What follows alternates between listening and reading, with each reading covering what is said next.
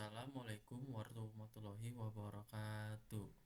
Untuk awalan, di sini saya akan menjelaskan konsep dasar OPP menggunakan bahasa pemrograman Java. Dan untuk yang pertama, saya akan menjelaskan terlebih dahulu apa itu OPP. OPP adalah singkatan dari Object Oriented Programming, yaitu paradigma pemrograman yang berfokus pada pemodelan perangkat lunak sebagai kumpulan objek yang saling berinteraksi dalam pemrograman berorientasi objek. Anda membuat kelas-kelas yang mewakili objek-objek dalam sistem Anda.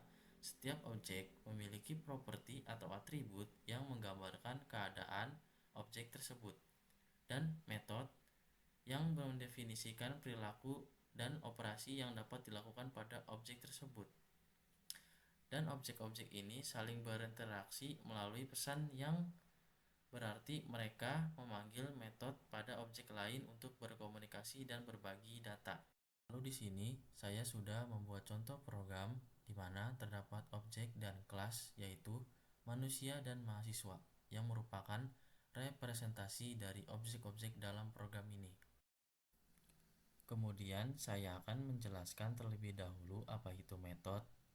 Metode sendiri adalah blok kode yang didefinisikan di dalam sebuah kelas.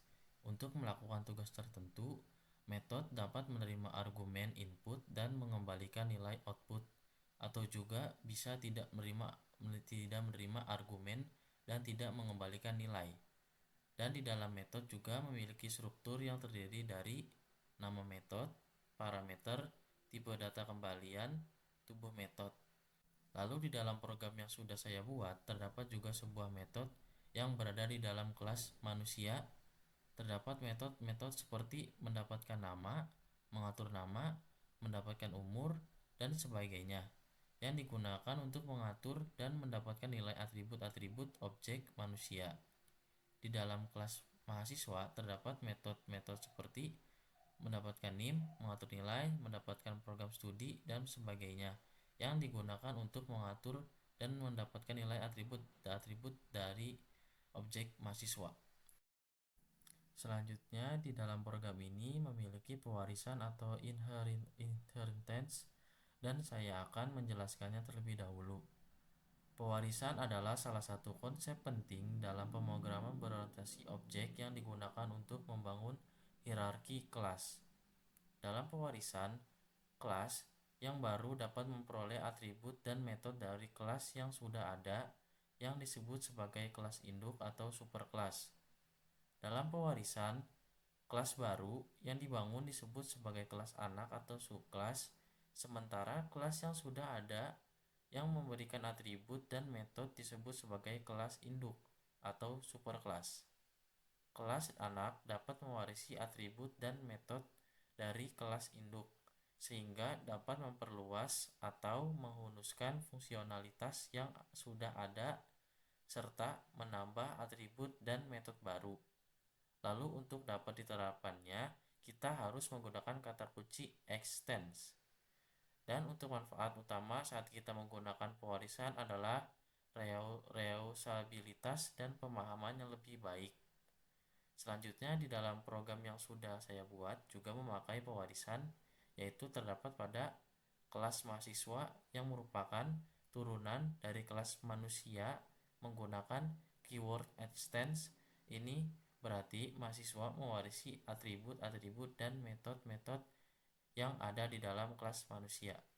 Lalu untuk polomorfisme adalah konsep dalam pemrograman berorientasi objek yang memungkinkan objek dari kelas yang berbeda untuk diakses dan digunakan dengan cara yang sama melalui antarmuka yang umum. Dalam polimorfisme, objek dapat diperlakukan sebagai objek dari tipe yang berbeda dan hierarki kelas yang sama. Polimorfisme memungkinkan fleksibilitas dalam pemrograman karena memungkinkan pengguna objek yang berbeda dengan cara yang serupa tanpa memerlukan mengetahui rinciannya. Ini memungkinkan pengguna metode yang sama untuk objek dengan perilaku yang berbeda, sehingga meningkatkan modularitas dan memudahkan pengembangan dan pemeliharaan kode. Di dalam program yang sudah saya buat juga memiliki polimorfisme, yaitu di dalam metode lihat data mahasiswa, objek-objek dari kelas mahasiswa digunakan secara polimorfik untuk mengakses metode-metode yang ada di dalam kelas mahasiswa maupun kelas manusia. Dan yang terakhir adalah enkapsulasi, yaitu konsep dalam pemrograman berorientasi objek yang menggabungkan data dan metode yang beroperasi pada data tersebut ke dalam sebuah unit tunggal yang disebut kelas. Tujuan enkapsulasi adalah untuk menyembunyikan rincian implementasi internal kelas dan memberikan antarmuka yang jelas dan terdefinisi dengan baik berinteraksi dengan objek tersebut. Dalam enkapsulasi, data dalam kelas atribut diatur sebagai variabel pribadi atau private, yang berarti hanya dapat diakses dan dimodifikasi oleh metode-metode yang ada dalam kelas tersebut. Oleh karena itu, enkapsulasi menerapkan konsep akses terbatas atau akses kontrol yang melindungi data dari modifikasi yang tidak diinginkan dan memastikan bahwa operasi terhadap data dilakukan melalui metode-metode yang ditentukan.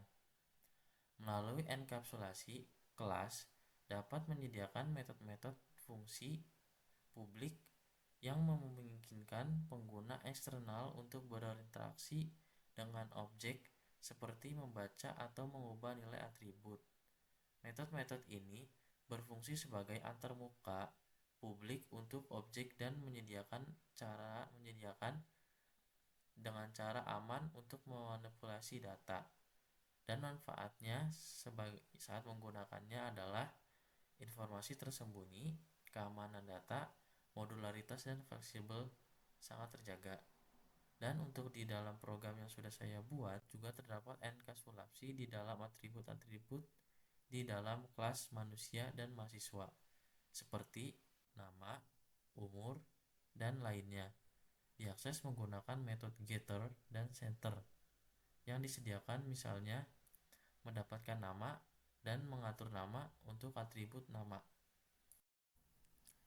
Dan untuk menjalankannya, di sini saya sudah membuat main program di mana program ini adalah implementasi dari antarmuka data mahasiswa.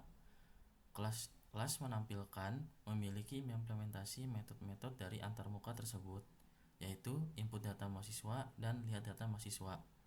Dan kelas menampilkan memiliki atribut daftar mahasiswa yang merupakan sebuah list dari objek mahasiswa.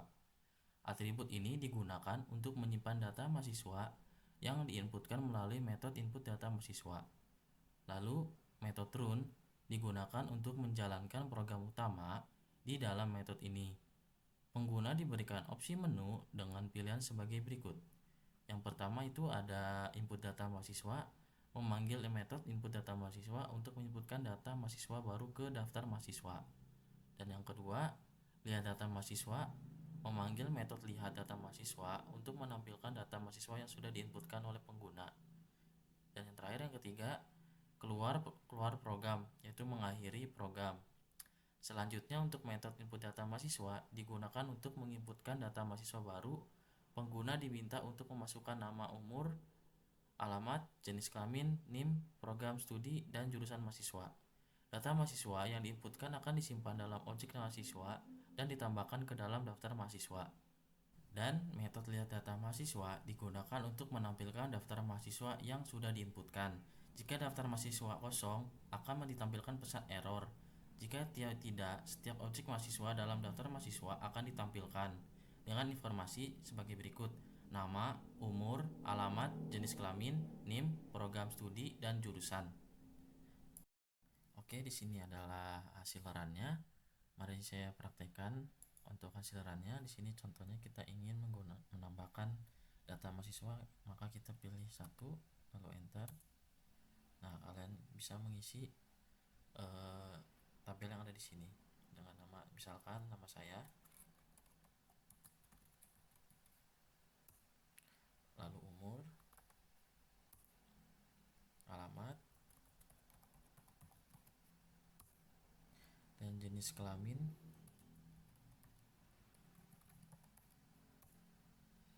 lalu NIM,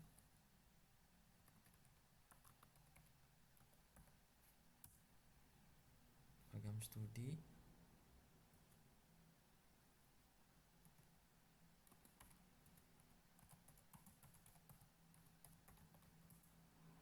lalu jurusan,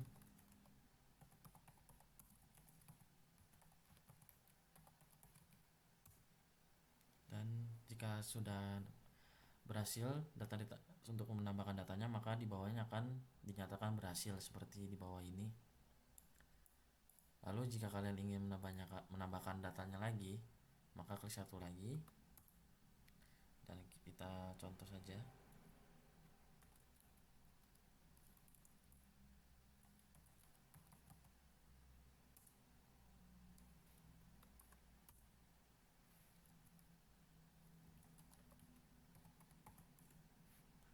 Kami laki-laki,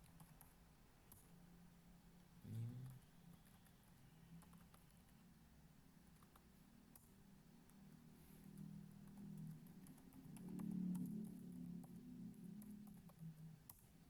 lalu jurusan.